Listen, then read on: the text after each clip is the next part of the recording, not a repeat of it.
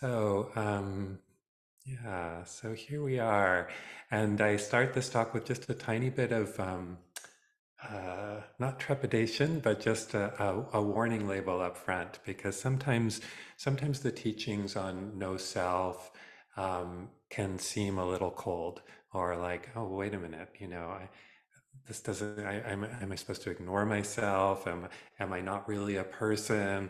Um, and I just want to say up front, we, this is a lens for looking at experience. It's a way that the Buddha invited us to examine our experience, not so much saying that we don't exist or we don't have a self, but where is it that we look for self and we don't find it? And what do our belief beliefs in self uh, do? And how do they affect how we relate to others? And are there healthy ways of relating to self and ways that might be a hindrance or a difficulty? So, what is this moment without me? What is the experience of life like without a hardened sense of me and my and mine?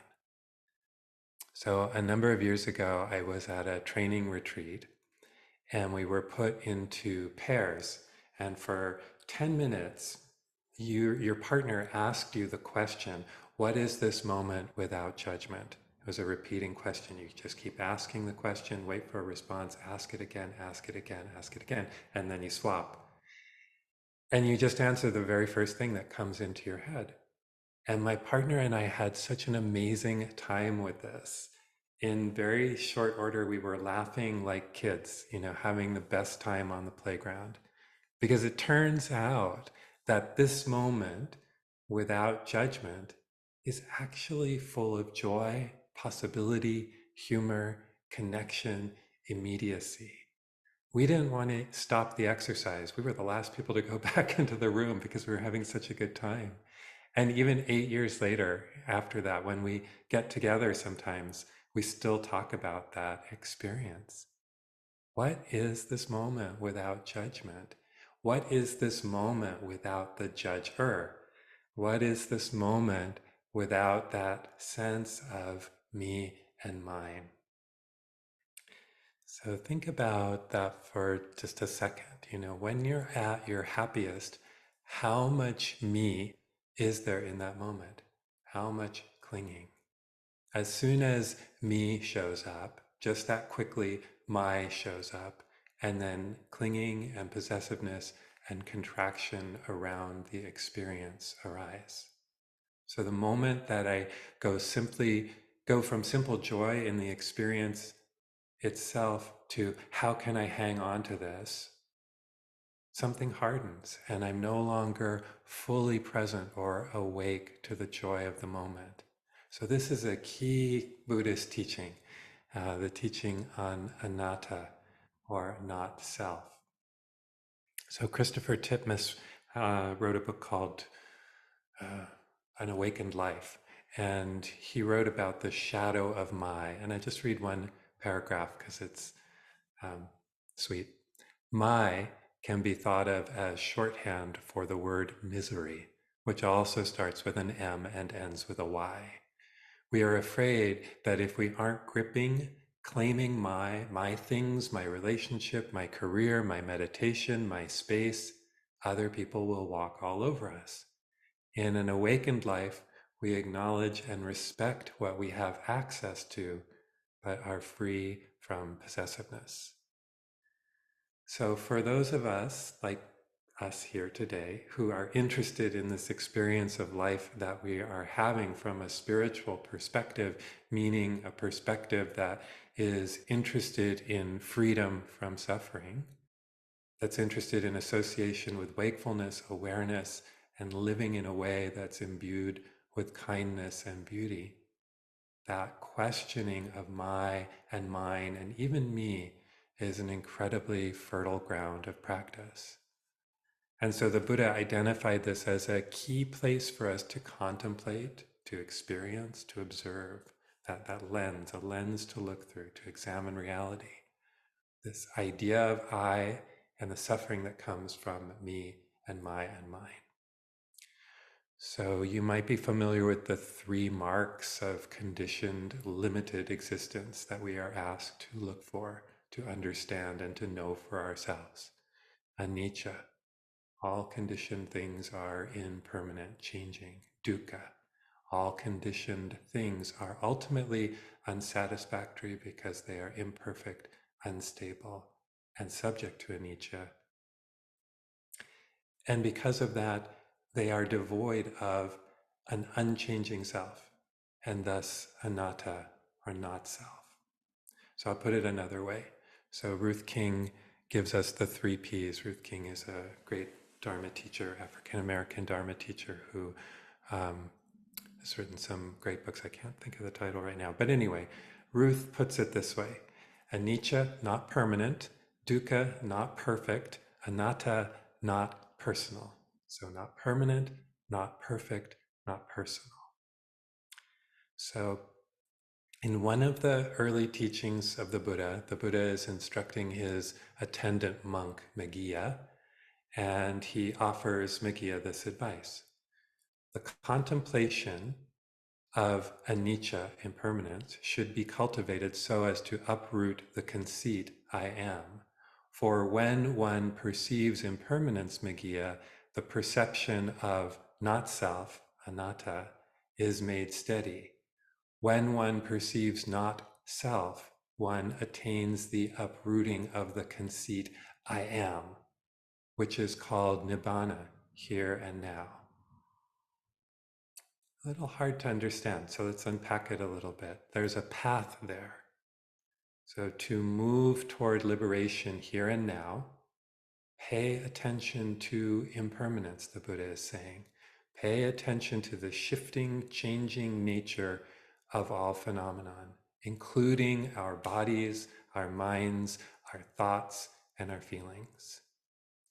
Really paying attention to the flow of experience and understanding that we aren't existing separate from that flow will uproot the idea of an unchanging separate self.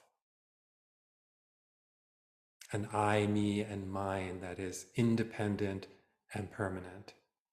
And that this understanding, the Buddha is saying, is freeing, is liberating, gives us ease here and now.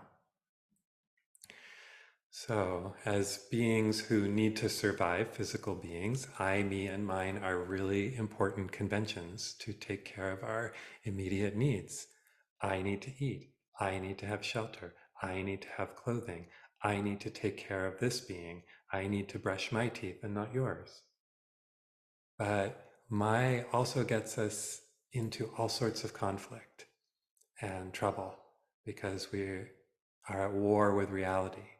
Because of the inherent dangers of being born into a fragile human form and the constant need that we have for safety and resources, and because of our hard wiring that tells us everything pleasant must be gathered and hoarded and everything unpleasant must be pushed away, I need to add to my and mine.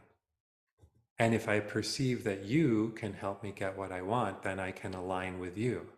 And then we get factions and we get conflicts and wars and war machines and war cultures and a dominant culture based on enriching the few at the expense of everyone else and oppressing those that it marginalizes and steals from.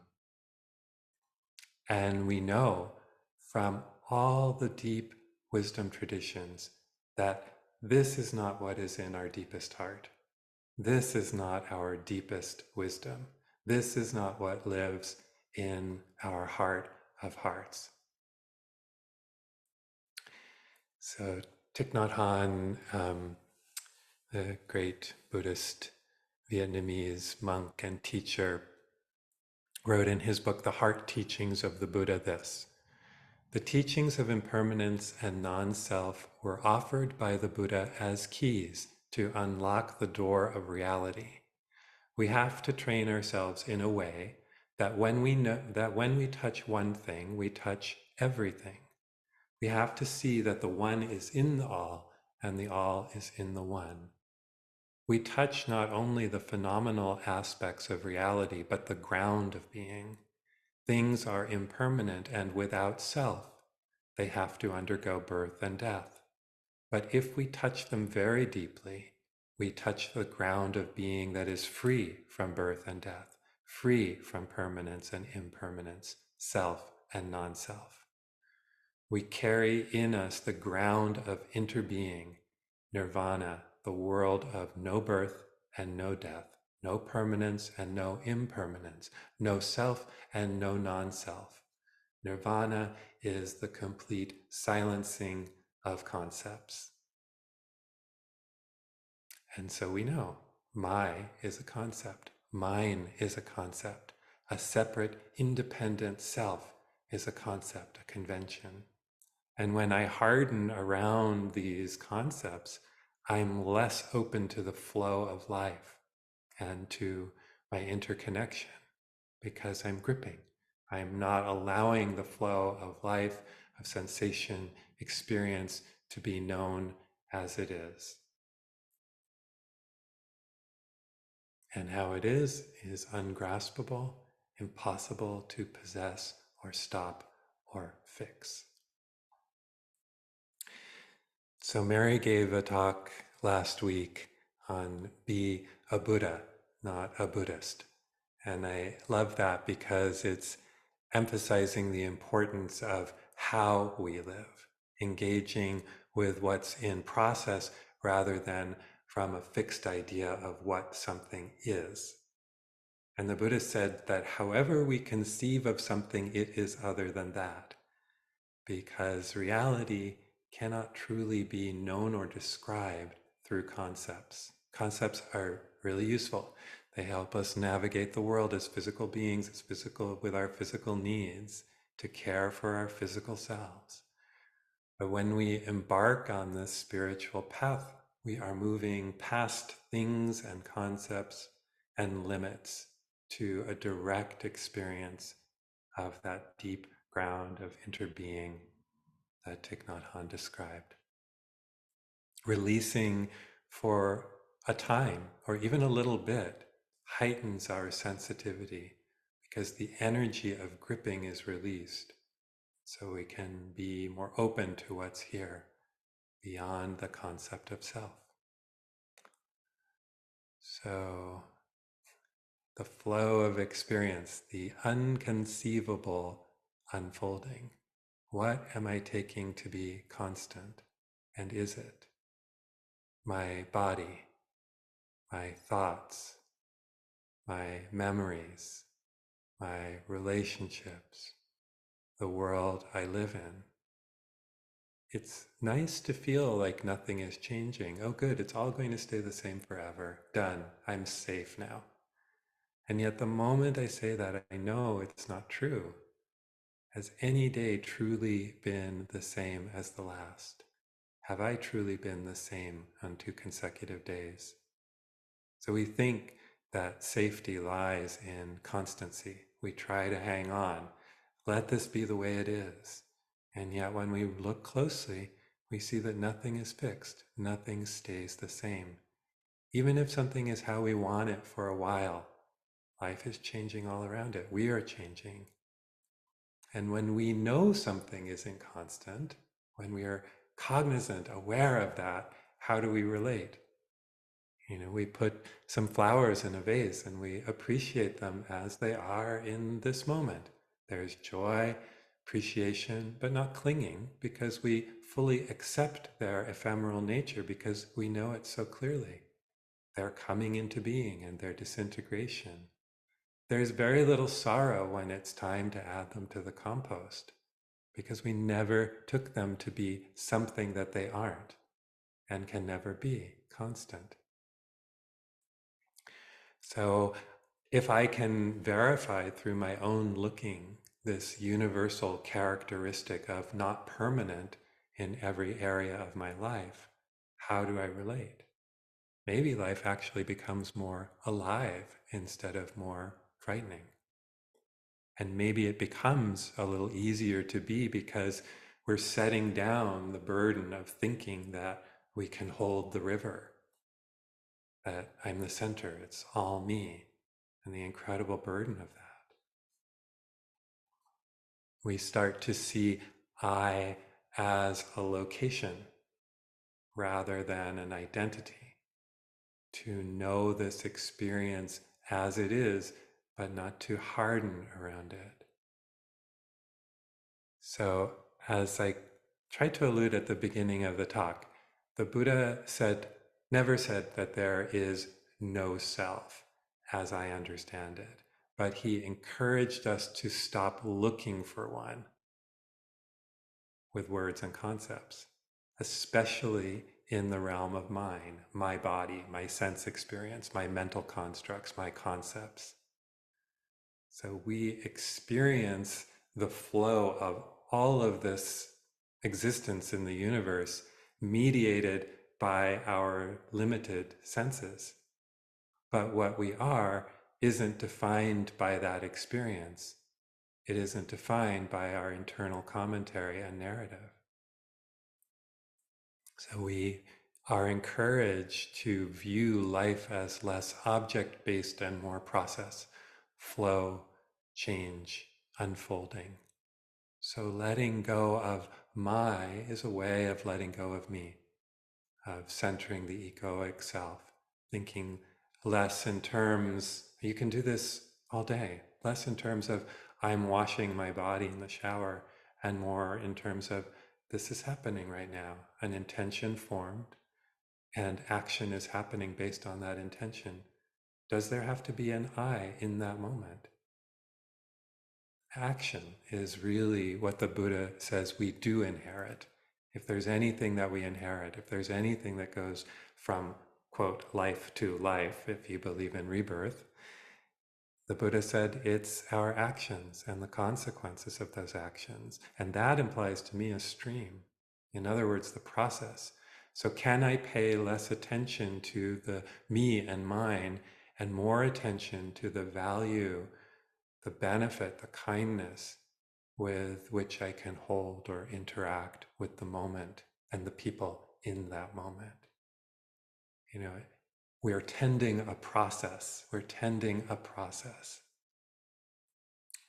So we know that nothing is fixed, nothing is in perpetual stasis, nothing that is conditioned in the universe is unchanging. This is the truth of impermanence, anicca, that the Buddha invited us to contemplate and establish in our view, and then to apply that deep, deep insight to the solid self we take ourselves to be, to the clinging self, to the myself. It can be a little unsettling, but it can also be incredibly relieving. What is this moment without a hardened sense of me? So an analogy I was playing with this week was that of a stream running down a mountainside and into a forest and through the forest and then out through the fields. And, and our life can be compared to a stream, flowing, changing, meeting obstacles and varying conditions. So what is the stream? Is it the entire stream? Is the stream a section of the stream? Is at the time the stream flowed around that log back there? Is it the place where the snapping turtle lives? Is it the place where it moves quickly and makes a lot of noise, or the place where it flows smoothly and quietly? Or is it none of these, or is it all of these? And is it really something ultimately and truly undescribable and unfixable because it's in constant motion and interrelated with everything else?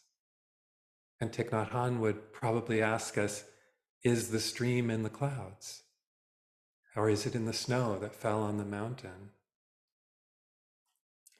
And so the Buddha resisted answering questions about the self, like if there was a self that continued or something that was indestructible. He was more interested in having us look and identify where it's not. When he was asked by Vasagota, he remained silent, famously silent about Is there a self? Is there not a self? Is there both a self and not a self? But he wasn't silent when he was pointing out what was not a self or fit to be called I, me, or mine. And as we can see from that first sutta that I offered, that line of inquiry can take us to nibbana or freedom here and now. So the Buddha was interested in asking us to examine very deeply our notions of I and me and mine. So, what is this moment without me? A solid sense of I, me, and mine. So there's a teaching story, and it's told about the monk Bodhidharma. And Bodhidharma introduced Buddhism to China.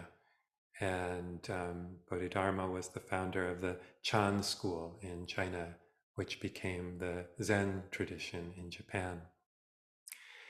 And it's said that the emperor of China, the historical emperor, Emperor Wu of Liang, who followed the teachings of the Buddha and was really interested in them, was very excited when Bodhidharma came to China, because here was a living monk. It was beyond books now. Here's a monk who has mastered these teachings. And so he's very excited to talk to Bodhidharma. And so Emperor Wu put the question to Bodhidharma. The Buddha says, unless you become a no self, your suffering cannot end. How do I get rid of this self? And so Bodhidharma said, come to the temple where I'm staying. Come tomorrow afternoon, and I will finish this self forever. And you must come alone with no guards. And so the emperor had some skepticism and a little trepidation, because this monk seemed pretty crazy and brash. And he'd been told it takes lifetimes to get to this no self. How can he say he will finish the self? But the emperor slept on it, and decided there was something about Bodhidharma and his confidence. And he decided to go to the temple at the time that Bodhidharma asked him to be there. And so when he came to the temple, Bodhidharma said, sit here in a meditation posture, and I will sit opposite you. And then he gave the emperor this instruction. Close your eyes, and the moment you find inside yourself, catch hold of it so I can kill it. Just catch hold of it tightly and tell me that you've got it, and I will finish it. It should just take a few minutes. Pay close attention, look everywhere. When you catch it, open your eyes and tell me, and I'll take care of it. And it said that an hour passed, and then 2, and then the whole night, until the dawn. And the emperor kept looking and couldn't find it, but over time felt a great calm and a stilling of thought. And finally, as the sun rose in the morning sky, Bodhidharma shook the emperor and said, open your eyes, it's not there. I don't have to kill it. I'm nonviolent anyway, I don't kill anything. But this self does not exist. Because you never look at it, it goes on existing. It is in your not looking for it, in your unawareness, that it exists. Now it's gone. And that's really what the Buddha invited us as well. Have a look. Can you really find this thing that you take to be I, an independent, permanent self? And if you cannot, can you let go of everything you take to be me and mine and myself? And what happens when you do? Does life become easier? Can you see me making as a convention rather than a reality? So we ask ourselves sometimes in our suffering, what's wrong with me? And the answer really is that I am not a me. I am not my body. I am not my thoughts. I am not my conditioning. I am not my likes and dislikes. I am not the feelings that move through the mind, body, heart like weather. So, how can we practice with this? So, I want to just offer a few ways. Maybe you play with it this week. So, first is that contemplation of Emperor Wu. That's one way, trying to catch the self in experience. Noticing, noticing, noticing. Where is it? Where is it? Where do I think it is? Is that really a permanent, separately existing self? Or is that a passing phenomenon? So the more we pay attention, the more we see what maybe isn't self. We untangle this thing that we think of as me into its parts and look clearly and ask, is this me? Is this mine? Is this myself? Another practice is to notice when the sense of I, me, and mine is activated. Listening to our thoughts, listening for those designations of my and mine, and noticing how your experience is in those moments. So we may notice when they arise that there is a quality of grasping in the mind. And we may also notice there are many moments in the day when I, me, and mine are relatively quiet or even still. And we can notice the difference in quality of those moments. And when that sense of my and mine is strong, see if you can hold it in the larger container of mindful awareness. Create space around it. The instant that we bring a sense of awareness to this moment, we immediately change our experience of that moment. We create space so that there's more than the process of I, me, and mine happening. There's also the witnessing, the awareness. And that simple expansion of space, we may find that we have a choice there. Is that sense of my, mine, I needed right now? It's a useful convention for sure. But right now, is it actually causing dukkha, stress, and contraction? What is this moment without judgment? What is this moment without my? What is this moment just as it is? And one more practice. This is a beautiful way of practicing with that sense of my, and it's called the Bahiya practice. So Bahiya was an ascetic, a wandering holy person, and he dressed in bark cloth. And he was revered in his community as being enlightened. But sitting in meditation one day, it said that a deva, or a heavenly messenger, was able to persuade Bahiya that he wasn't really enlightened. He was almost there, but not quite, and that he should go and see the Buddha, a fully enlightened one who could help him. And so Bahiya made the journey to where the Buddha was staying and found the Buddha on his daily alms round, collecting food from the community. And the Buddha asked Bahiya to come back at a more opportune time, but Bahiya was insistent and asked the Buddha 3 times. And when you ask the Buddha 3 times, he usually gives in and does it, whatever it is. And the request was to instruct him in the essence of the Dharma.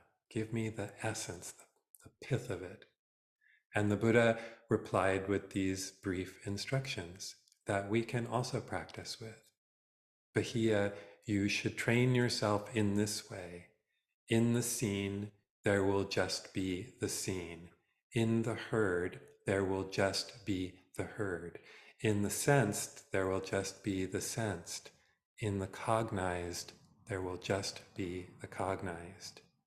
When for you, Bahiya, there is merely the seen, heard, sensed, and cognized, then you will not be therein. Then you, Bahiya, will be neither here nor there nor within both. This, just this, is the end of suffering. And it's said because of his long practice that just through this brief instruction, Bahiya was immediately enlightened, liberated. So the Buddha's instruction to Bahiya is to apply bare attention to whatever is seen, heard, sensed, or cognized. Bare attention, just registering whatever arises during a sense impression without the mind proliferating, evaluating, elaborating, seeing without creating an opinion, without clinging, without creating a self in opposition to or in need of the sensed. In the seen, let there just be the seen, not adding that overlay of I, me, mine, just the experience. Then you, Bahiya, will be neither here nor there nor within both. This, just this, is the end of suffering. And this is something that we can actually play with anytime we like.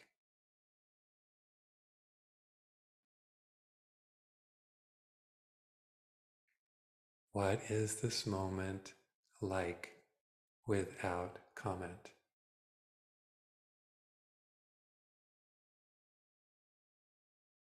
What is it like to have a sense experience without a strong sense of me, without clinging, without mine, opinions, concepts, needs, just this. So, so this is offered as a practice.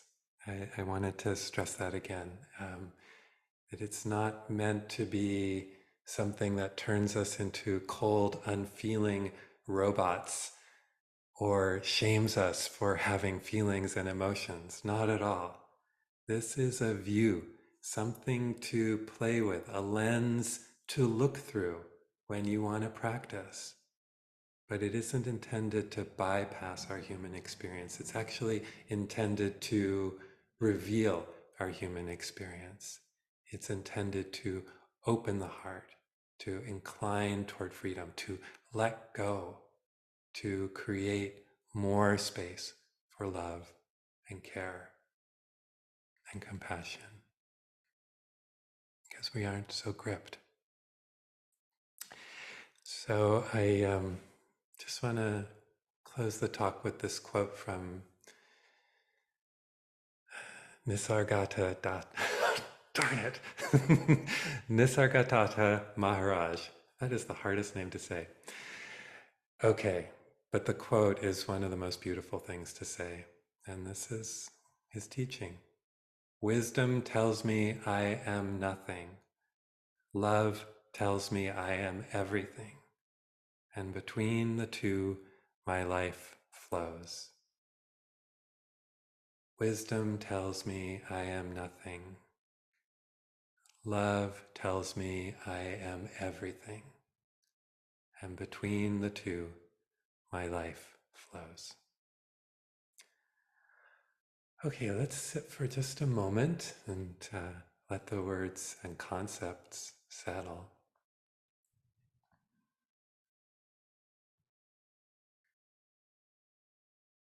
And just noticing how it might land for you. Maybe it's even just a physical feeling rather than a comment or a thought.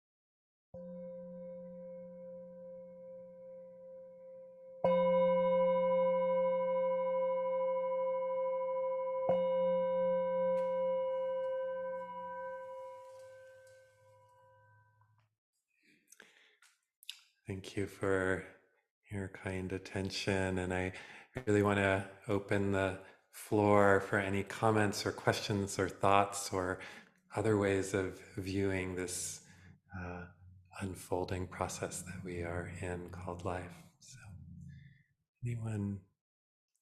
Yeah, and so let's just share the merit. And oh, the only other thing I do want to just say is we have a guest on Tuesday, Jampa Kelsang, who is trained in the Tibetan tradition. I don't know Jampa, but somebody that Jokai has been mentoring. Mary is doing Metta on Friday.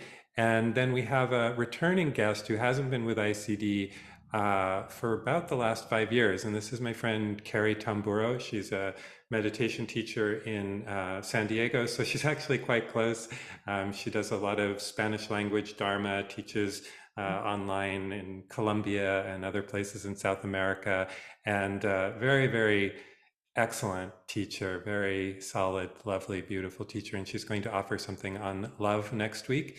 So please show up if you can and support her. I'm going to be traveling that day, so I can't join, but I hope that as many of us can join as possible. It'll be really worthwhile.